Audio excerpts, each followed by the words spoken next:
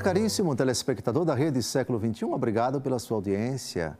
Depois desse breve intervalo, começamos o segundo e último bloco da 17ª edição do programa Luz da Vida, dedicado ao tema da ira de Deus, uma das verdades esquecidas em muitos ambientes da Igreja Católica nesses tempos atuais, nesses tempos difíceis. No primeiro bloco, vimos várias passagens, seja do comportamento de Jesus, das atitudes de Jesus, seja do seu ensinamento a respeito da ira de Deus. Não somente Jesus se ira, Jesus se indigna, Jesus fica profundamente indignado, revoltado com certas atitudes e assume um semblante sisudo, um semblante severo, como também nos seus ensinamentos, nas suas parábolas, ele traduz essa ideia onipresente em toda a Escritura. Deus se ira. A ira de Deus faz parte do ensinamento bíblico sobre a bondade, sobre a ternura, sobre a misericórdia de Deus. A ira de Deus é a severidade com que Ele trata o pecado, sobretudo de endurecimento, de recalcitrância, de rejeição, de empedernimento diante de Deus, que vem ao encontro do homem para convidá-lo ao arrependimento, a aceitar o único Deus Todo-Poderoso. Agora, nesse segundo bloco, nós vamos de novo retomar no discurso de nosso Senhor Jesus Cristo a ira de Deus. E ela aparece numa parábola muito conhecida, a parábola do grande banquete. Um homem preparou uma festa e pediu para os seus empregados saírem e convidar as pessoas. Eles saíram convidando e cada um deu uma desculpa. Eu não posso por causa disso, eu não posso por causa daquilo outro. Quando o rei recebe a notícia de que o seu convite foi rejeitado, Evangelho segundo Lucas, capítulo 14, versículo 21. Voltou o servo e referiu isto a seu senhor.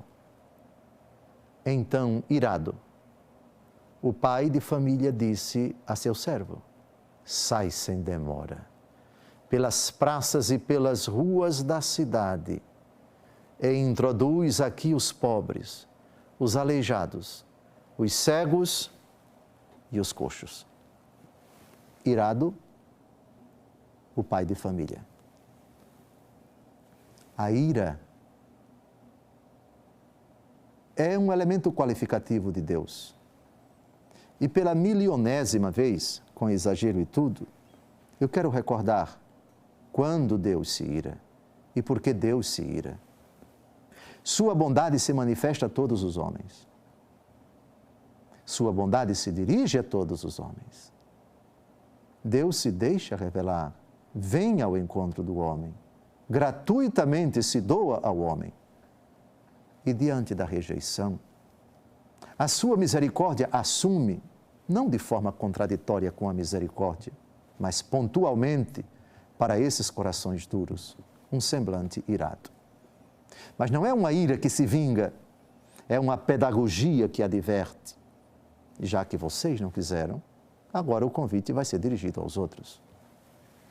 Uma das chaves de leitura, de interpretação dessa parábola do grande banquete, sem dúvida alguma, vislumbra, em primeiro lugar, nesses que se desculpam, Israel, que rejeitou os apelos de Deus mediante os profetas e, com máxima razão, quer dizer, com muito mais razão, rejeitou o Filho do Homem, que veio para os seus e os seus não o acolheram. Então, a mensagem, então Jesus se dirige aos coxos, aos mancos, aos miseráveis, aos excluídos, aos pobres que acolhem a sua pessoa e a sua doutrina. Mas há outras chaves de leitura, evidentemente. Mas o que interessa aqui é o pai irado. Esse homem que preparou a festa, e ele é Deus, que preparou núpcias, que convidou todos os pecadores, em primeiro lugar os judeus, então irado.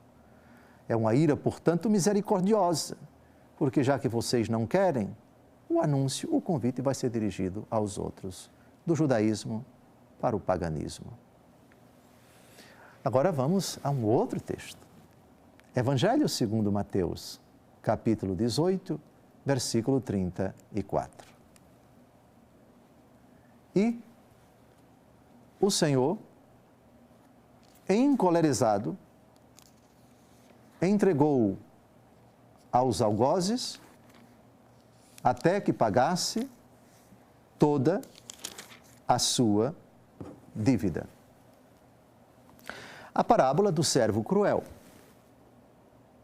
O servo devia uma quantia imensa. Essa quantia era de 10.000 talentos. Ele não tinha com que pagar. O rei chamou e disse: pague o que você me deve.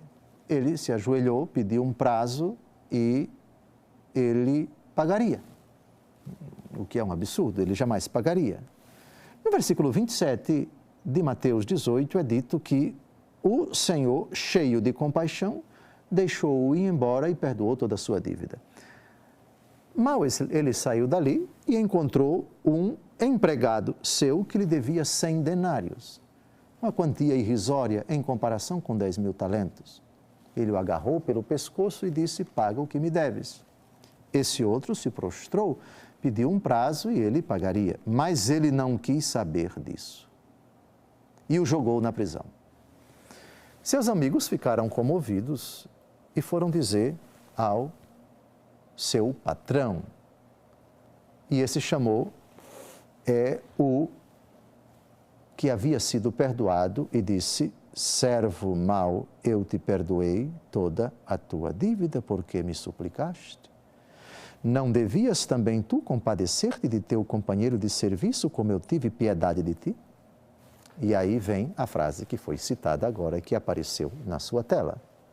E o Senhor, encolerizado, entregou-o aos algozes, até que pagasse toda a sua dívida. O que chama a atenção é a aparente contradição entre o Senhor encolerizado no versículo 34 e o Senhor cheio de compaixão no versículo 27. E ambos os sentimentos dirigidos à mesma pessoa. Como pode Deus Todo-Poderoso ser ao mesmo tempo misericordioso, ou primeiro misericordioso, e logo depois encolerizado? Como conjugar nessa parábola misericórdia e cólera? Parece que essa parábola, pelo menos eu assim entendo, é a parábola que mais ilustra a consonância, a conjunção, a confluência, a convergência entre misericórdia e ira em Deus, no discurso de Jesus. Portanto, é um texto-chave do nosso estudo, dos 17 que fizemos até agora, e talvez dos que ainda vamos fazer. Essa parábola, ela é perfeita, completa, para mostrar que não existe contradição entre misericórdia e cólera em Deus.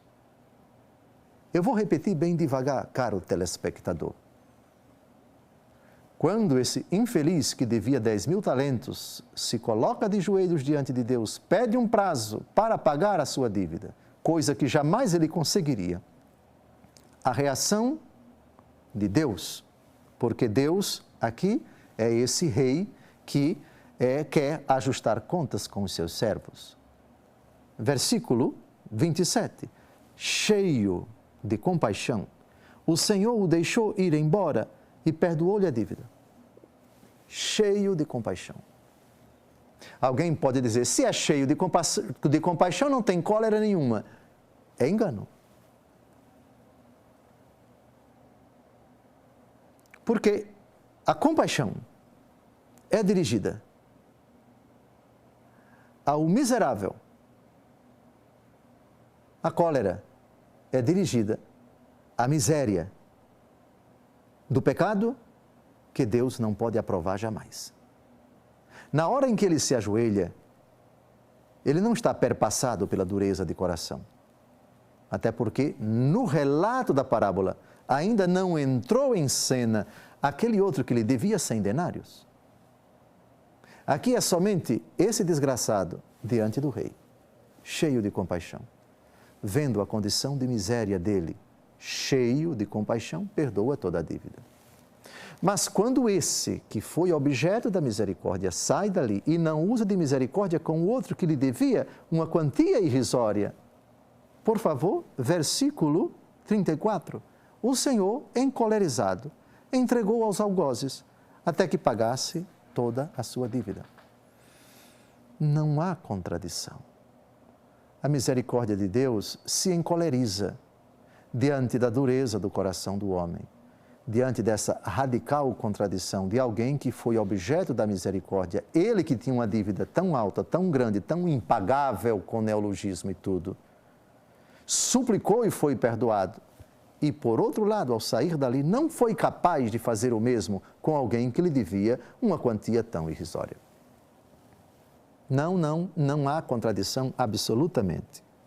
Se nós compreendermos bem esta parábola do servo cruel, que, diga-se de passagem, só aparece em São Mateus, e é fácil até de decorar, Mateus capítulo 18.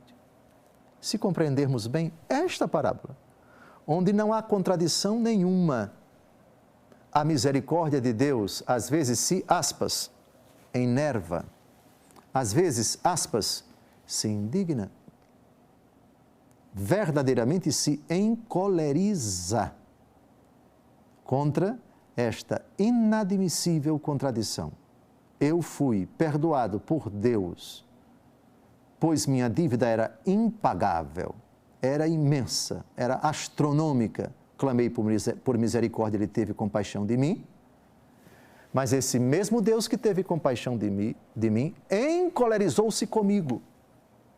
Isto é, diante desse meu pecado, de não querer perdoar uma dívida tão ínfima que alguém tinha para comigo, em comparação com uma dívida infinita que eu tinha para com Deus em Cristo, é óbvio, faz sentido que o Deus misericordioso se encolerize. Se você compreendeu bem esta parábola, já pode se considerar capaz de explicar esse argumento para o qual 17 programas dedicamos à ira de Deus. Eu desejo a você um santo e abençoado domingo, o término desse domingo, uma semana cheia de graças, e no próximo domingo, se Deus quiser, supondo tudo o que a graça de Deus nos ensinou até agora com esses 17 programas, continuarmos a estudar o fascinante tema da ira de Deus. Uma santa e abençoada semana. Até o próximo domingo, se Deus quiser.